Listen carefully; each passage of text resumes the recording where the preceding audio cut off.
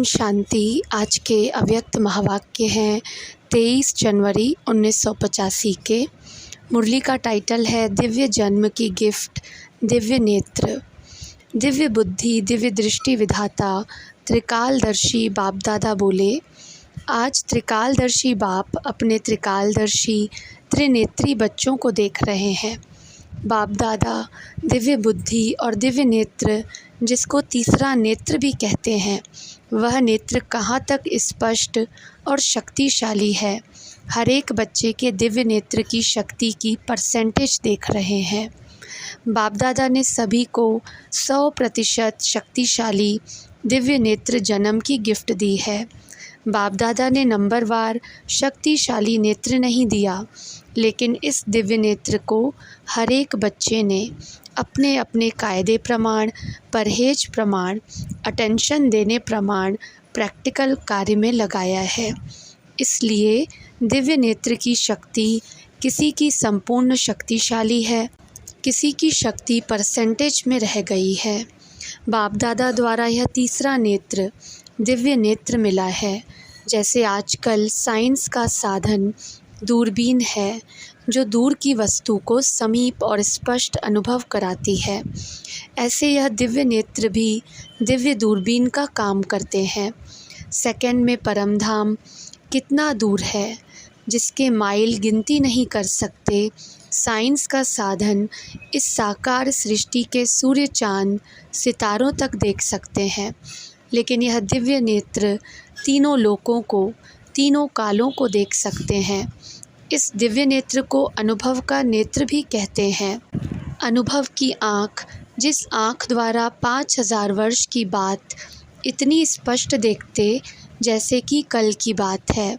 हाँ, 5000 वर्ष और कहाँ कल, तो दूर की बात समीप और स्पष्ट देखते हो ना। अनुभव करते हो, कल मैं पूज्य देव आत्मा थी और कल फिर बनेंगी। आज ब्राह्मण, कल देवता, तो आज और कल की बात सहज हो गई ना। शक्तिशाली नेत्र वाले बच्चे अपने डबल ताजधारी सहज सजाए स्वरूप को सदा सामने स्पष्ट देखते रहते हैं। जैसे स्थूल चोला सजा सजाया सामने दिखाई देता और समझते हो अभी का अभी धारण किया कि किया। ऐसे यह देवताई शरीर रूपी चोला सामने देख रहे हो ना। बस कल धारण करना ही है, दिखाई देता है ना। अभी तैयार हो रहा है, वह सामने तैयार हुआ दिखाई दे रहा है। जैसे ब्रह्मा बाप को देखा, अपना भविष्य चोला श्री कृष्ण स्वरूप सदा सामने स्पष्ट रहा। ऐसे आप सभी को भी शक्तिशाली नेत्र से स्पष्ट और सामने दिखाई देता है। अभी अभी फरिश्ता सो देवता नशा भी है और साक्षात देवता बनने का दिव्य नेत्र द्वारा साक्षात्कार भी है। तो ऐसा शक्तिशाली नेत्र है, वह कुछ देखने की शक्ति कम हो गई है।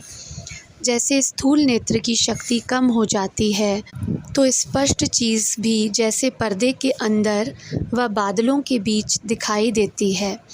ऐसे आपको भी देवता बनना तो है, बना तो था, लेकिन क्या था, कैसा था, इस था के पर्दे के अंदर तो नहीं दिखाई देता। स्पष्ट है, निश्चय का पर्दा और स्मृति का मणका दोनों शक्तिशाली है ना। वह मणका ठीक है और पर्दा कमज़ोर है। एक भी कमज़ोर रहा तो स्पष्ट नहीं होगा। तो चेक करो व चेक कराओ कि कहाँ नेत्र की शक्ति कम तो नहीं हुई है। अगर जन्म से श्रीमत रूपी परहेज करते आए हो तो नेत्र सदा शक्तिशाली है। श्रीमत की परहेज में कमी है, तब शक्ति भी कम है। फिर से श्रीमत की दुआ कहो, दवा कहो, परहेज कहो, वह करो तो फिर शक्तिशाली हो जाएंगे। तो यह नेत्र है दिव्य दूरबीन। यह नेत्र शक्तिशाली यंत्र भी है, जिस द्वारा जो जैसा है आत्मिक रूप को, आत्मा की विशेषता को सहज और स्पष्ट देख सकते हो। शरीर के अंदर विराजमान गुप्त आत्मा को ऐसे देख सकते जैसे स्थूल नेत्रों द्वारा स्थूल शरीर को देखते हो। ऐसे स्पष्ट आत्मा दिखाई देती है ना। वह शरीर दिखाई देता है। दिव्य नेत्र द्वारा दिव्य सूक्ष्म आत्मा ही दिखाई देगी। जैसे नेत्र दिव्य है तो विशेषता अर्थात गुण भी दिव्य है। अवगुण कमज़ोरी है। कमज़ोर नेत्र कमज़ोरी को देखते हैं। जैसे स्थूल नेत्र कमज़ोर होता है तो काले काले दाग दिखाई देते हैं, ऐसे कमज़ोर नेत्र अवगुण के कालेपन को देखते हैं। बाप दादा ने कमज़ोर नेत्र नहीं दिया है, स्वयं ने ही कमज़ोर बनाया है। वास्तव में यह शक्तिशाली यंत्र रूपी नेत्र चलते फिरते नेचुरल रूप में सदा आत्मिक रूप को ही देखते। मेहनत नहीं करनी पड़ती कि यह शरीर है या आत्मा है, यह है या वह है। यह कमज़ोर नेत्र की निशानी है। जैसे साइंस वाले शक्तिशाली ग्लासेस द्वारा सभी जर्म्स को स्पष्ट देख सकते हैं, ऐसे यह शक्तिशाली दिव्य नेत्र माया की बीमारी को पहले से ही जान समाप्त कर सदा निरोगी रहते हैं। ऐसा शक्तिशाली दिव्य नेत्र है। यह दिव्य नेत्र दिव्य टीवी भी है। आजकल टीवी सभी को अच्छी लगती है ना, इसको टीवी कहो व दूरदर्शन कहो। इसमें अपने स्वर्ग के सर्व जन्मों को अर्थात अपने 21 जन्मों के दिव्य फिल्म को देख सकते हो। अपने राज्य के सुंदर नज़ारे देख सकते हो। हर जन्म की आत्म कहानी को देख सकते हो। अपने ताज तख्त राज्य भाग्य को देख सकते हो। दिव्य दर्शन कहो व दूरदर्शन कहो। दिव्य दर्शन का नेत्र शक्तिशाली है ना। जब फ्री हो तो यह फिल्म देखो। आजकल की डांस नहीं देखना, वह डेंजर डांस है। फरिश्तों की डांस, देवताओं की डांस देखो। स्मृति का स्विच तो ठीक है ना। अगर स्विच ठीक नहीं होगा तो चलाने से भी कुछ दिखाई नहीं देगा। समझा यह नेत्र कितना श्रेष्ठ है। आजकल मेजॉरिटी कोई भी चीज़ की इन्वेंशन करते हैं तो लक्ष्य रखते हैं कि एक वस्तु भिन्न भिन्न कार्य में आए। ऐसे यह दिव्य नेत्र अनेक कार्य सिद्ध करने वाला है। बाप दादा बच्चों के कमज़ोरी की कभी कभी कंप्लेन सुन यही कहते, दिव्य बुद्धि मिली, दिव्य नेत्र मिला, इसको विधि पूर्वक सदा यूज़ करते रहो तो न सोचने की फुर्सत न देखने की फुर्सत रहेगी। न और सोचेंगे न देखेंगे तो कोई भी कंप्लेन रह नहीं सकती। सोचना और देखना यह दोनों विशेष आधार है कंप्लीट होने के व कंप्लेन करने के।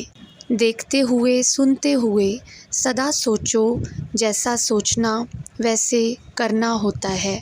इसलिए इन दोनों दिव्य प्राप्तियों को सदा साथ रखो।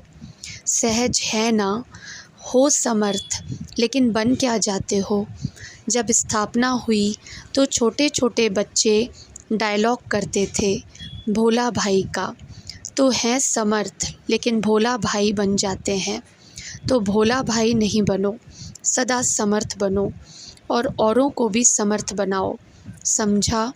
अच्छा, सदा दिव्य बुद्धि और दिव्य नेत्र को कार्य में लगाने वाले, सदा दिव्य बुद्धि द्वारा श्रेष्ठ मनन, दिव्य नेत्र द्वारा दिव्य दृश्य देखने में मगन रहने वाले, सदा अपने भविष्य देव स्वरूप को स्पष्ट अनुभव करने वाले, सदा आज और कल इतना समीप अनुभव करने वाले, ऐसे शक्तिशाली दिव्य नेत्र वाले त्रिनेत्री त्रिकालदर्शी बच्चों को बाप दादा का याद प्यार और नमस्ते। पर्सनल मुलाकात। पहला पॉइंट, सहज योगी बनने की विधि। सभी सहज योगी आत्माएं हो ना, सदा बाप के सर्व संबंधों के स्नेह में समाये हुए। सर्व संबंधों का स्नेह ही सहज कर देता है। जहाँ स्नेह का संबंध है वहाँ सहज है, और जो सहज है वह निरंतर है।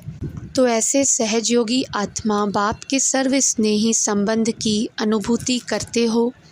उद्धव के समान हो या गोपियों के समान। उद्धव सिर्फ ज्ञान का वर्णन करता रहा, गोप गोपियाँ प्रभु प्यार का अनुभव करने वाली। तो सर्व संबंधों का अनुभव यह है विशेषता। इस संगम युग में यह विशेष अनुभव करना ही वरदान प्राप्त करना है। ज्ञान सुनना सुनाना अलग बात है, संबंध निभाना, संबंध की शक्ति से निरंतर लगन में मगन रहना वह अलग बात है। तो सदा सर्व संबंधों के आधार पर सहयोगी भव, इसी अनुभव को बढ़ाते चलो। यह मगन अवस्था गोप गोपियों की विशेष है। लगन लगाना और चीज़ है, लेकिन लगन में मगन रहना यही श्रेष्ठ अनुभव है। दूसरा पॉइंट, ऊंची स्थिति विघ्नों के प्रभाव से परे है। कभी किसी भी विघ्न के प्रभाव में तो नहीं आते हो। जितनी ऊंची स्थिति होगी तो ऊंची स्थिति विघ्नों के प्रभाव से परे हो जाती है। जैसे स्पेस में जाते हैं तो ऊंचा जाते हैं, धरनी के प्रभाव से परे हो जाते। ऐसे किसी भी विघ्नों के प्रभाव से सदा सेफ रहते। किसी भी प्रकार की मेहनत का अनुभव उन्हें करना पड़ता जो मोहब्बत में नहीं रहते। तो सर्व संबंधों से स्नेह की अनुभूति में रहो। स्नेह है, लेकिन उसे इमर्ज करो।